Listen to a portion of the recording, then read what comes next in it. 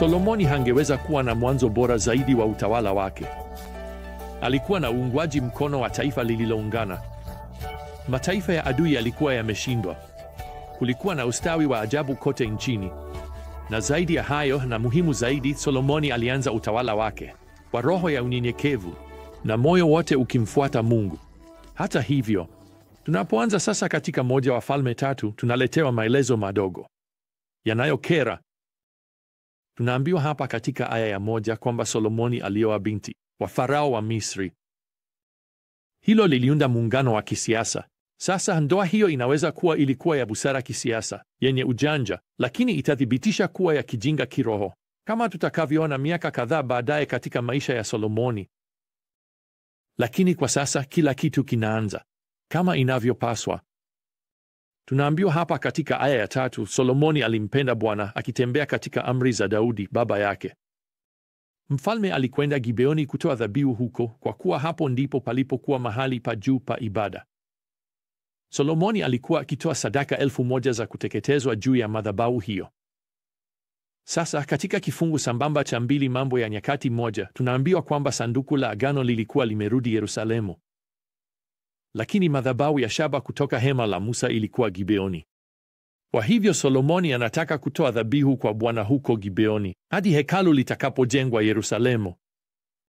Na Bwana anaheshimu ibada ya Solomoni hapa Gibeoni. Na usiku huu maalum, kwa kweli Bwana atamtokea katika ndoto. Katika moja Wafalme 3 na aya ya 5, Bwana hapa anamwambia Solomoni hivi, omba nitakachokupa. Fikiria hilo. Kwa maneno mengine, una ombi moja Solomoni, ungependa nini kutoka kwangu? Lo, je, unaweza kufikiria ofa hii? Je, ungejibuje?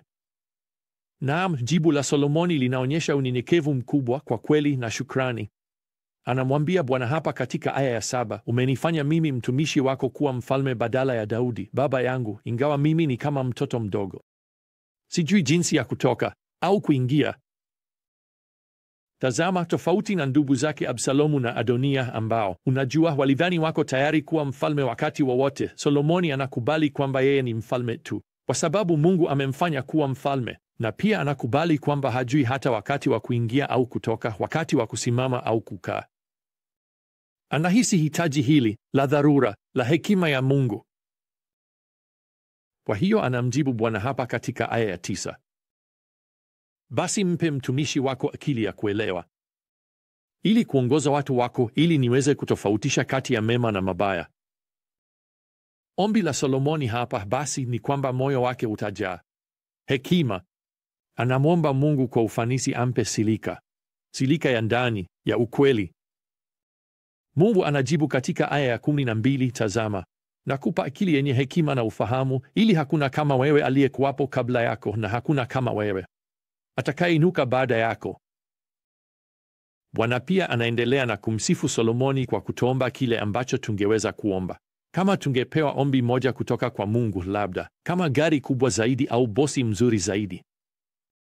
Na kwa hayo Solomoni anaamka kutoka kwenye ndoto yake na anarudi Yerusalemu na kuanza jukumu lake jipya kama mfalme. Sasa katika hatua hii Biblia inatupa mfano wa kushangaza kwamba Mungu alijibu ombi la Solomoni la hekima kweli. Kuanzia hapa katika aya ya 16 tunaambiwa kwamba makahaba wawili wanataka kesi yao itatuliwe mahakamani. Inaonekana mahakimu wa chini wamekwama na kesi hii ya kipekee, hivyo sasa imeletwa mbele ya Mfalme Solomoni. Hii ni kama mahakama kuu.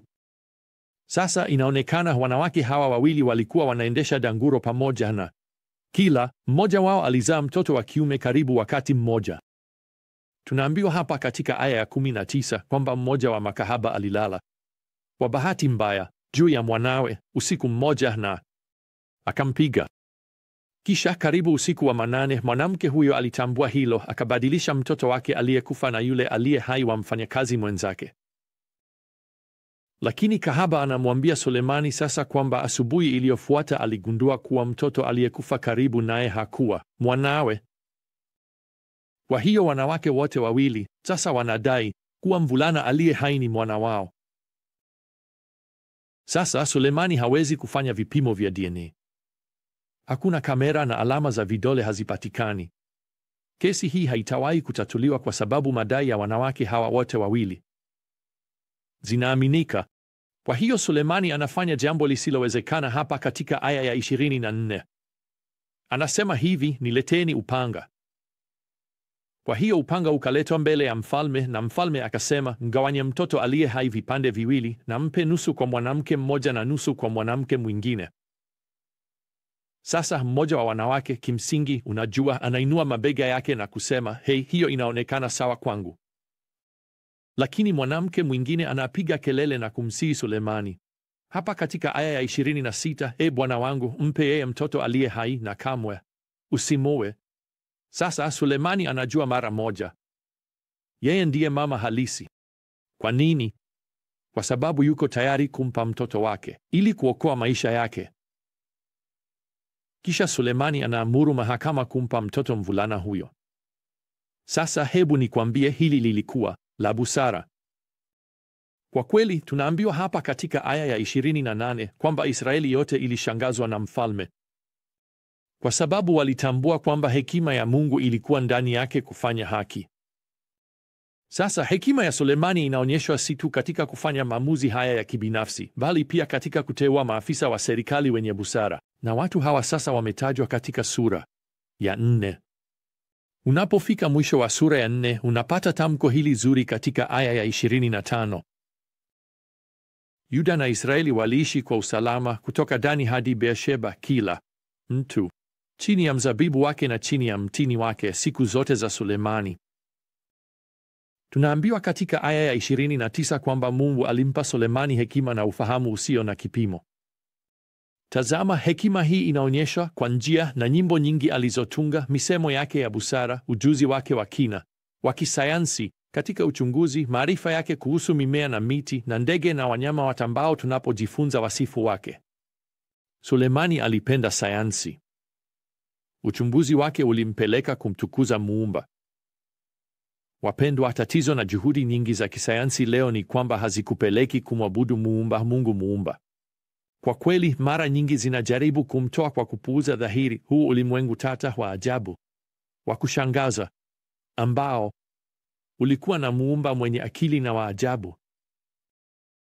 Sasa hapa katika sura ya 5 ya moja Wafalme tunaambiwa kuhusu maandalizi ya Sulemani sasa ya kujenga hekalu hili la ajabu kwa ajili ya Mungu wake wa ajabu.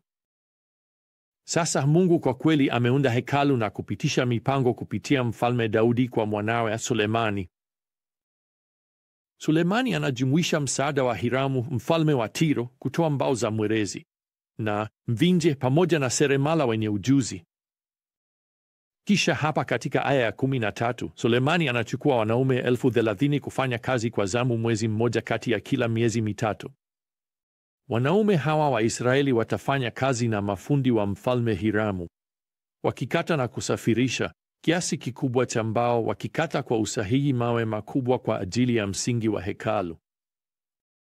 Zaidi kuhusu hilo baadaye, lakini sikiliza, katika hatua hii ya mapema ya utawala wake, Sulemani anampenda Bwana. Yeye ni mnyenyekevu. Anazingatia kutukuza utukufu wa Mungu kupitia uumbaji. Amefanya kuwa kipaumbele kujenga hekalu hili kwa utukufu wa Mungu.